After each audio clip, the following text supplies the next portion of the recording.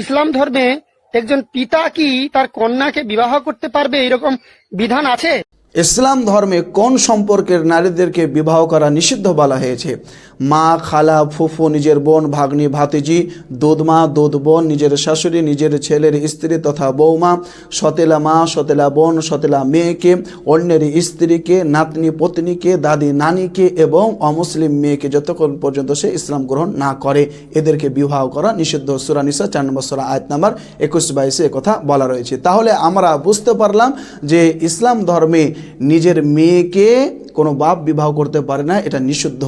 তোমাদের ধর্মে থাকতে পারে, আমি এটা বলবো না, ভিডিওতে দেখে নাও। ये मेरे पापा हैं और अभी हम दुनिया को ये हमने दिखा दिया कि हाँ हम शादी करके खुश हैं। अच्छा, आप दोनों शादी किए हो? हाँ भाई, बिल्कुल शादी किया। ये बेटी है, मैं बाप हूँ। अच्छा, हाँ। आप खुश भी हो शादी करके? क्यों बता रहे हो इनको? है? अरे बुलाए थे ना मैंने, बताना नहीं क्या? अच्छा, ये तुम्हारे पापा हैं? हाँ तो आप तुमने पापा से शादी की हो? हाँ, तो क्या हो गया, हम खुश हैं। खुश हो तुम?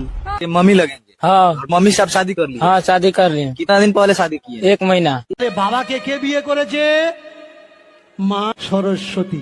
মৎস্য পুরাণ অধ্যায় 3 42 নম্বর শ্লোকে বলা হয়েছে ব্রহ্মা নিজ কন্যা সরস্বতীকে বিয়ে করেছে। একথা আমি বলিনি, দীনকৃষ্ণ ঠাকুর সাহেব বলেছেন। আমি তো বললে আবার ঝামেলা হয়ে যাবে।